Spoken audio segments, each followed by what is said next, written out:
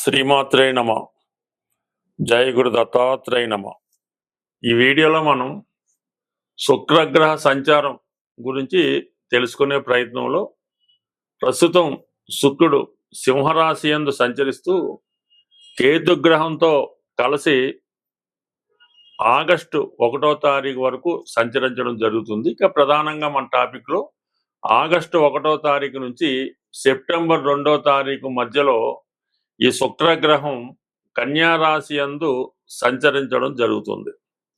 ఇప్పుడు ప్రధానంగా ఈ శుక్రగ్రహ స్థితిని బట్టి వారి వారి జన్మ జాతకాల్లో శుక్రుడి యొక్క బలాన్ని బట్టి ముఖ్యంగా వారి యొక్క వివాహ జీవితం, ఆర్థిక పరిస్థితి, కొన్ని వృత్తులలో అంటే సినిమా, టీవీ, మీడియా రంగానికి సంబంధించిన వృత్తుల్లో కానీ, అలాగే ఖరీదైనటువంటి వాహనాలు, రెస్టారెంట్లు, అలాగే ఈ గోల్డ్ షాపులు, ఖరీదైనటువంటి వస్త్రాలు, బట్టలు, ఏదైనా ఎంటర్టైన్మెంట్ సంబంధించింది, విలాసవంతమైనటువంటి సంబంధించిన వాటి వ్యాపారం చేస్తున్న వారికి కూడా శుక్రగ్రహం వారి జాతకంలో తప్పనిసరిగా బలంగా ఉండాలి.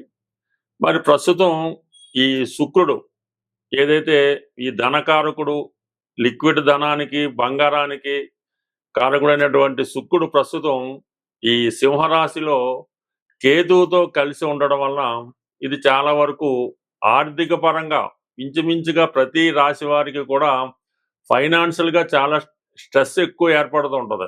ఏది చేద్దామన్నా, ఏ ప్రయత్నం చేద్దామన్నా, ఏ పని చేద్దామన్నా ఫైనాన్స్గా చాలా ఇబ్బంది పడుతుంటారు.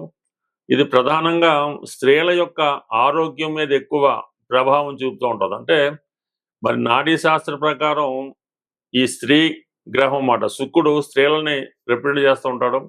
అటువంటి శుక్రుడు కేతువుతో కలిసి ఉండడం వలన స్త్రీలకి అనారోగ్యపరమైనటువంటి సమస్యలు ఎక్కువగా వస్తుంటాయి. వివాహపరంగా కొన్ని చికాకులు వాళ్ళు ఎదుర్కొంటూ ఉంటారు. ముఖ్యంగా గైనిక్ సంబంధించినటువంటి ప్రాబ్లమ్స్, సంతానపరమైనటువంటి సమస్యలు ప్రస్తుతం ఈ రాశి వారు ఎదుర్కోవడం జరుగుతుంది. ఎందుకంటే శుక్రుడు సింహరాశిలో చాలా బలహీనంగా ఉండడం జరుగుతుంది. అంటే తనకు ముందు ప్రయాణించబోయే రాశిలో కన్యా రాశి శుక్రగ్రహానికి నీచ రాశి. ఆ కారణం వల్ల నీచలోకి వెళ్తున్నటువంటి శుక్రుడు చాలా బలహీనమై ఉంటాడు. కాబట్టి ఇది మగవారికి, వ్యాపారస్తులకి ఆర్థిక పరిస్థితి మీద, స్త్రీలకి ఆరోగ్యం మీద ఎక్కువ ప్రభావం చూపుతుంది. అటువంటి శుక్రుడు ఆగస్టు 1వ తారీఖు నుంచి కన్యా రాశిలో ప్రవేశించడం జరుగుతుంది. అయితే ఈ కన్యా రాశిలో ప్రవేశించినటువంటి శుక్రుడు ఏ గ్రహంతోనూ కలయకుండా సింగిల్గానే ఇంచుమించుగా ఆ నెలంతా సంచరించడం జరుగుతుంది. అటువంటి శుక్రుడి మీద శని యొక్క దృష్టి పడుతుంది. సో ఆ కారణం వల్ల ఏంటంటే స్త్రీలకి ఉద్యోగ అవకాశాలు పెరుగుతాయి. వారు కొంతవరకు ఆరోగ్యపరంగా కొంత ఇంప్రూవ్మెంట్ అవ్వడం జరుగుతుంది. మగవారికి అయితే వ్యాపారపరమైన అభివృద్ధి ఉంటుంది. ఎందుకంటే శుక్రుడు నీచ రాశిలోకి వచ్చినప్పుడు కూడా తన మిత్రగ్రహమైనటువంటి శని భగవానుడితో చూడబట్టడం జరుగుతుంది. అలాగే శుక్రుడికి లాభస్థానంలో గురుగ్రహ సంచారం జరుగుతుంది. ఈ రెండు కూడా శుక్రుడిని చాలా బలంగా చేయడం వల్ల మరి మీరు గతంలో ఇంచుమించుగా ఈ జూలై నెలాఖరు వరకు ఎదుర్కొన్నటువంటి ఆర్థిక సమస్యల నుంచి, అలాగే స్త్రీలు అనారోగ్యపరమైన సమస్యల నుంచి చాలా వరకు బయటపడడం జరుగుతుంది. స్వస్తి. శ్రీమాత్రే నమ. జయ గురు దత్తాత్రేయ నమ. కుంభరాశి వారికి శుక్రుడు యోగకారకుడు, చతుర్థ భాగ్యాధిపతి, ఒక కోణానికి ఒక కేంద్రానికి అధిపతి అవడం వల్ల లక్ష్మీనారాయణ యోగాన్ని సింగిల్గానే జనరేట్ చేయడం జరుగుతూ ఉంటుంది. ఈ కుంభరాశి వారికి రాశ్యాధిపతి శని కన్నా శుక్రుడు ఇంపార్టెంట్. వీరి యొక్క జన్మ జాతకంలో శుక్రుడు ఎంత బలంగా ఉంటే వారి లైఫ్ అంత సక్సెస్ఫుల్గా ఉంటుంది. వీరి జాతకంలో శుక్రుడు ఏమాత్రం బలహీనపడినా స్త్రీలతో విరోధాలు, లవ్ ఫెయిల్యూరు, భార్యతో సరైన అండర్స్టాండింగ్ లేకపోవడం, ఇతరుల మీద ఆసక్తి పెంచుకోవడం, సంపాదించిన ధనం ఇతరులకి ఖర్చు పెట్టడం, ఇతరుల సుఖమే తన సుఖం అనుకొని భార్య బిడ్డలకి కొంతవరకు అన్యాయం చేయడం, ఇవన్నీ వీరి యొక్క జన్మ జాతకంలో శుక్రుడున్న స్థాయిని బట్టి ఆధారపడి ఉంటుంది.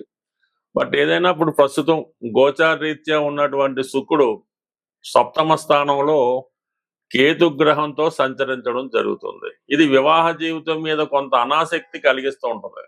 పెళ్లి చేసుకోమని పెద్దవాళ్ళు చెప్తుంటే పెళ్లి వాయిదా వేస్తూ ఉంటాడు. అలాగే ఆల్రెడీ వివాహం అయిన వాళ్ళు జీవిత భాగస్వామికి దూరంగా ఉండడం జరుగుతూ ఉంటుంది.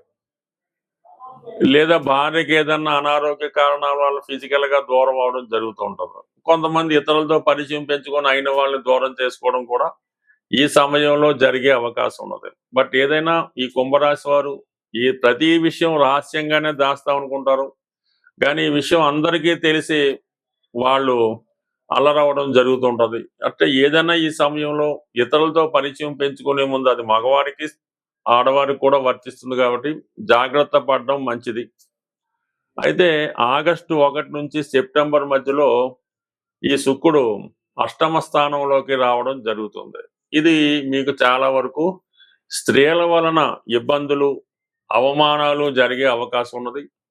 వ్యక్తిగతంగా మీరు స్త్రీ అయి ఉంటే మీకు అనారోగ్యపరంగా ఇబ్బందులు, మీరు రహస్యంగా దాచాలనుకున్న విషయం బయటపడడం వల్ల కొంత అన్పాపులర్ అవడం, ఏదైనా కొద్దిగా ప్రెస్టేజ్కి సంబంధించిన విషయంలో కొంత ఇబ్బంది పడే సూచనలు ఉన్నాయి కాబట్టి, బట్ ఏదైనా మనకన్నా తక్కువ స్థాయి వారితో పరిచయం పెంచుకోవడం వల్ల అయితేనే వారి వల్ల కొన్ని ఇబ్బందులు జరిగే అవకాశం ఉన్నది.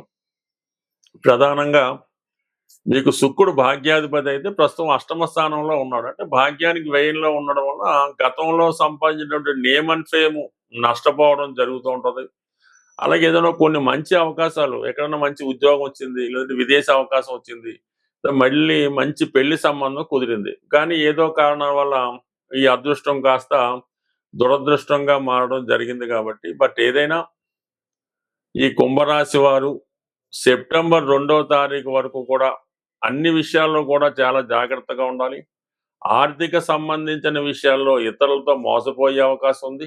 అలాగే నేమ్ అండ్ ఫేమ్ కి ఇబ్బంది కలిగే అవకాశం ఉంది. ప్రధానంగా స్త్రీలతో జాగ్రత్తగా ఉండడం మంచిది. బట్ ఏదైనా ఈ రాశి వారు శుక్రగ్రహానికి పరిహారం చేసుకోవడం వల్ల కొన్ని అవమానాల నుంచి, అపవాదుల నుంచి బయటపడే అవకాశం ఉంటుంది. స్వస్తి. పరిహారాలు మనం ప్రతి గ్రహానికి కూడా తగు విధమైన పరిహారం అన్నది శాస్త్రంలో చెప్పబడడం జరిగింది. ఏదైనా ఒక రాశి వారికి అనుకూలమైనటువంటి గ్రహాలు అంటే కొందరికి మిత్రులు అవుతుంటారు, కొందరికి శత్రులు అవుతుంటారు. శత్రుగ్రహాలకి ఎప్పుడూ కూడా మనం ఈ డొనేషన్ ద్వారా, అంటే దానం ద్వారా దాన్ని రెక్టిఫై చేసుకోవచ్చు. ప్రధానంగా ఈ శుక్రుడు జాతకంలో బలహీనంగా ఉంటే చాలా ఇబ్బందులు పెడుతూ ఉంటాడు. స్త్రీల వల్ల, రోగాల వల్ల, ఆర్థిక పరంగా ఇబ్బంది ఉంటుంది. శుక్రుడిని ప్రసన్నం చేసుకోవాలంటే ప్రధానంగా శుక్రవారం రోజు నియమంగా ఉండవలసి ఉంటుంది. అంటే చక్కగా తలస్నానం చేసి, శుభ్రమైన వస్త్రాలు ధరించి, ఆ రోజు ఏ విధంగా కూడా ధనాన్ని ఖర్చు పెట్టకూడదు. అంటే మన ఇంటి నుంచి ధనం బయటికి వెళ్ళకూడదు, బంగారాన్ని బయటికి పంపకూడదు. అలాగే స్త్రీలు ఎవరైనా ఉంటే వాళ్ళు పుట్టింటికి పంపడం కానీ, అత్తోరింటికి, అంటే మొత్తం మీద మన స్త్రీలు అంటే మన కుటుంబ సభ్యుల్ని ఇతరుల ఇళ్ళకి అది పంపించడం శుక్రవారం చేయకూడదు. అంటే అది పని మీద అవచ్చు, చుట్టాల నుంచి కావచ్చు. ఈ విధంగా ధనాన్ని బయటికి పంపకుండా జాగ్రత్త పడవలసి ఉంటుంది. శుక్రవారం రోజు అమ్మవారి ఆలయంలో, లక్ష్మీ అమ్మవారి ఆలయంలో తామర పువ్వులు అంటారు, అంటే కలవ పువ్వులు అని కూడా అంటారు, వాటితో ఒక హారంగా తయారు చేసి అమ్మవారికి పెద్ద విగ్రహం అయితే ఈ కలవ పువ్వులతో అర్పించడం.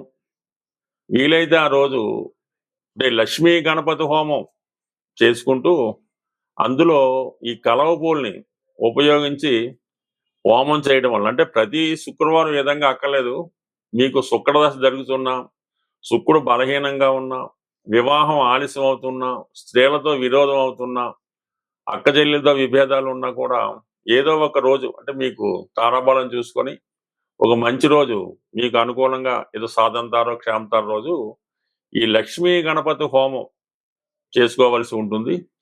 దొరికితే 108 తామర పూలు లేదా కలవ పూలు, లేని పక్షంలో తామర గింజలు, ఇప్పుడు అవి అన్ని పూజా స్టోర్లో తామర గింజలు దొరుకుతున్నాయి. 108 తామర గింజలు హోమంలో సమర్పించడం, ఇది చేయడం వల్ల అనుకూలత ఏర్పడుతుంది. అలాగే శుక్రవారం రోజు ఆంజనేయ స్వామి వారి ఆలయంలో 6 గులాబీ పూలు, చాలా ఫ్రెష్గా తాజాగా ఉన్నటువంటి 6 గులాబీ పూలు శుక్రవారం ఈవినింగ్ సంధ్యా సమయంలో హనుమాన్ ఆలయంలో సమర్పించి 6 ప్రదక్షిణలు చేసి ఏదైనా ఒక స్వీటు జాంగిరీ గాని, జిలాబీ గాని అక్కడ ఉన్నటువంటి భక్తులకి పంచిపెట్టడం వల్ల శుక్రగ్రహ అనుగ్రహం కలుగుతుంది. ఇంకా ప్రధానంగా వెరీ సింపుల్ రెమెడీ ఏంటంటే చిన్నపిల్లలు అంటే 8వ సంవత్సరం లోపు ఉన్న పిల్లలు, చిన్నపిల్లలు ఎవరైతే ఇంకా పూర్తిగా ఊహ రాకుండా ఉన్నటువంటి అమ్మాయిలు, ఆడపిల్లలకి మీ చుట్టుపక్కల పిల్లలన్నా, మీ కుటుంబ సభ్యుల పిల్లలైనా వాళ్ళకి ఈ శుక్రవారం రోజు వీలైతే వారంతో నిమిత్తం లేదు. వాళ్ళకి ఇష్టమైనటువంటి స్వీట్స్ వాళ్ళకి పంచిపెట్టడం వల్ల కంప్లీట్‌గా మీకు మంచి శుక్రగ్రహం పెరుగుతుంది.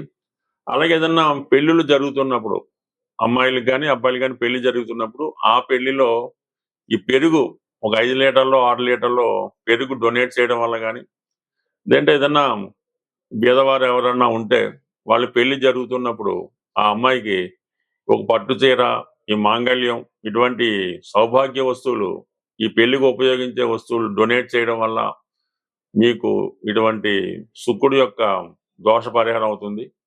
అందువలన ఏంటంటే ఈ శుక్ర పరిహారం చాలా ఈజీ. ఏం వేరేది వెరీ సింపుల్.